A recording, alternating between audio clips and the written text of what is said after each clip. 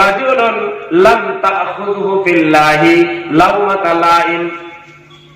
এক নম্বরে ওই ব্যক্তি যে কোন কাজ করবে আল্লাহর জন্য করবে, কে কি বলছে নিন্দুকের নিন্দা সে কোনো পরোয়া করবে না, তার জন্য কাজ করবে। কার জন্য? রাজনীতি আপনি করতে পারেন।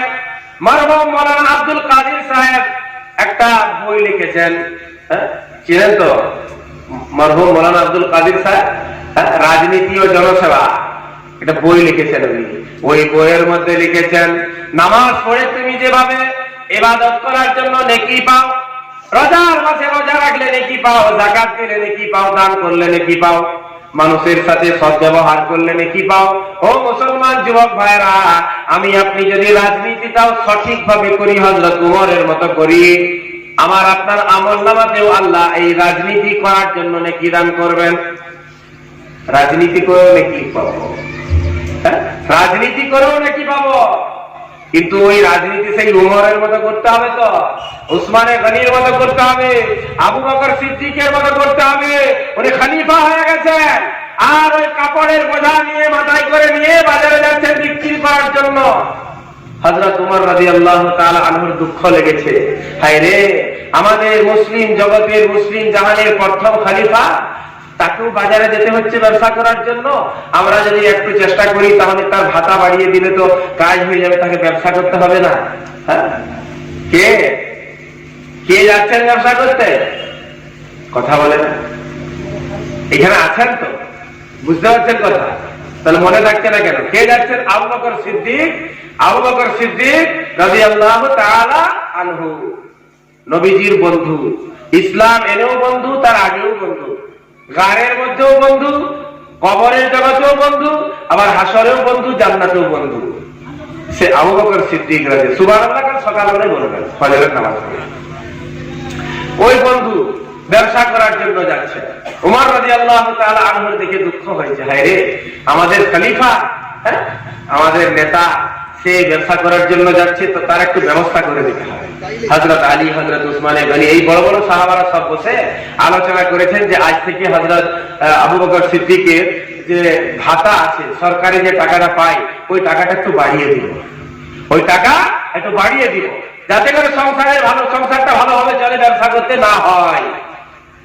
হযরত আবু বকর সিদ্দিক রাদিয়াল্লাহু তাআলা আনহুকে জিজ্ঞাসা করা হলো, হুজুর, আপনার ভাতা কত ঠিক করব বলেন?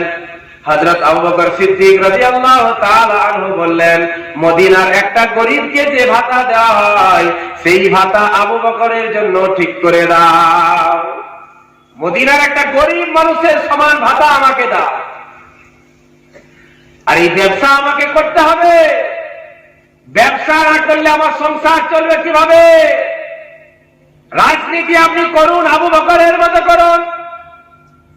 আপনি একটা গ্রামের প্রধান হয়েছেন, আপনি গ্রামের একটা পঞ্চায়েত হয়েছেন, তাতে আপনার এত অহংকার, এত টেম্পার, আপনার সাথে সব সময় কথা বলা যায় না, বাড়িতে গেলে আপনাকে দেখা পাওয়া যায় না, পরে দেখা করবি। কি আপনার পদ কি?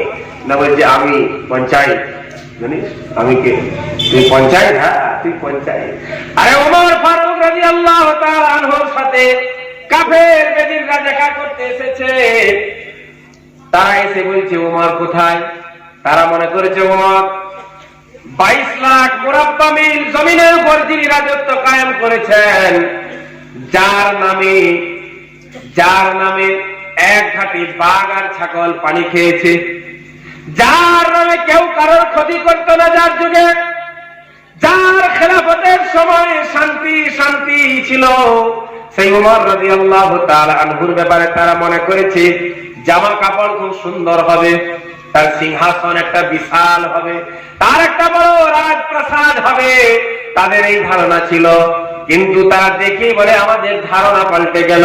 আমরা জিজ্ঞাসা করলাম ওমর কোথায়? মুসলমানদের দ্বিতীয় খলিফা ওমর, এই ওমর কোথায়?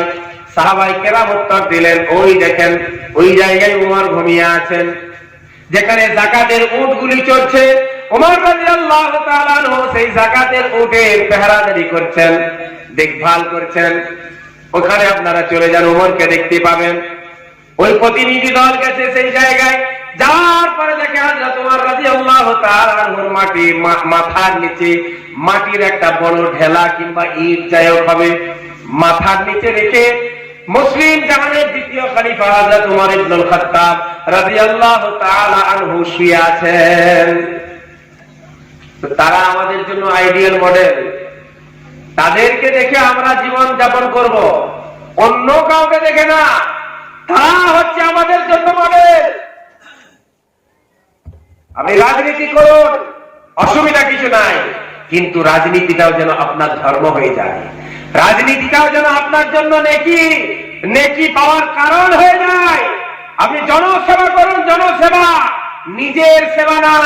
এখন তো রাজনীতি হচ্ছে শুধু নিজের পেটের সেবা, একেবারে উপর মহল থেকে নিজ মহল পর্যন্ত সব নিজের সেবা, নিজের ছেলে মেয়ে, নিজের বিবি বাচ্চা, নিজের আত্মীয় স্বজন, সবার চিন্তা ফিকির নিয়ে রাজনীতি।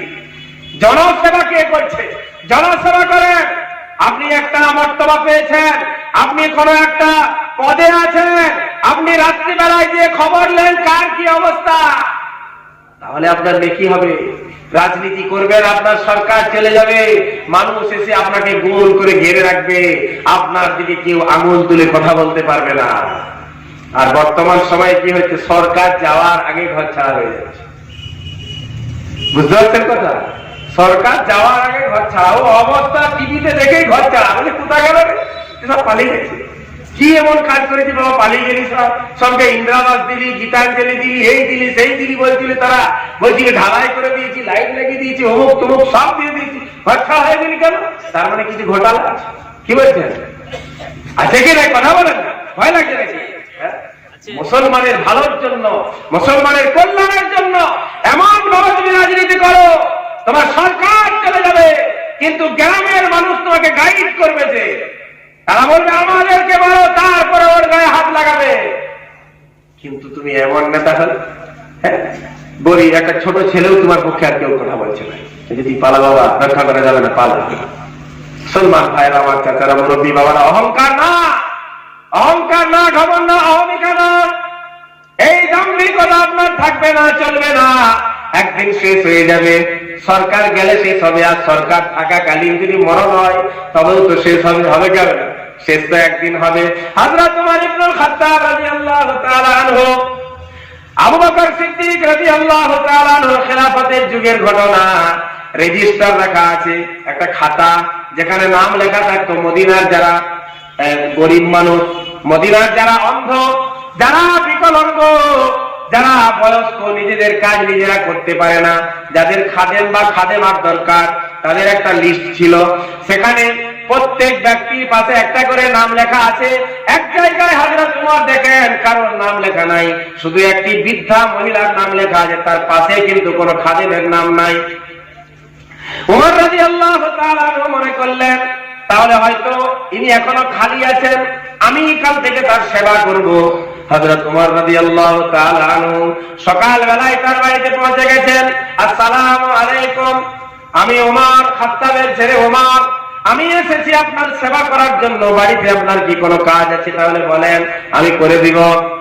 বাড়ির ভিতর থেকে আওয়াজ দিচ্ছে, ওয়ালাইকুম আসসালাম, তোমার আগে কেউ এসে আমার সব কাজ করে দিয়ে চলে গেছে, তোমার কাজের প্রয়োজন নাই।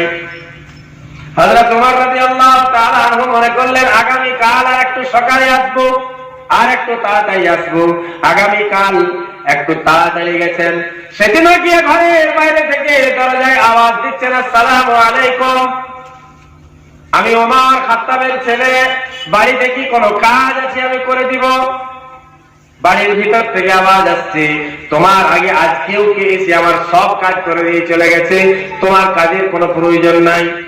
ও মুসলমান ভাইরা, আমি আপনাদের সামনে একটা আয়াত পড়েছি, এই ওমর রাদিয়াল্লাহু তাআলা আনহুর ঘটনা দ্বারা আমরা বুঝতে পারলাম, আমার বাড়িতে যখন কোনো পর পুরুষ আসবে, তাকেও বাড়ির বাইরে থেকে এসে অনুমতি নিতে হবে। কি নিতে হবে?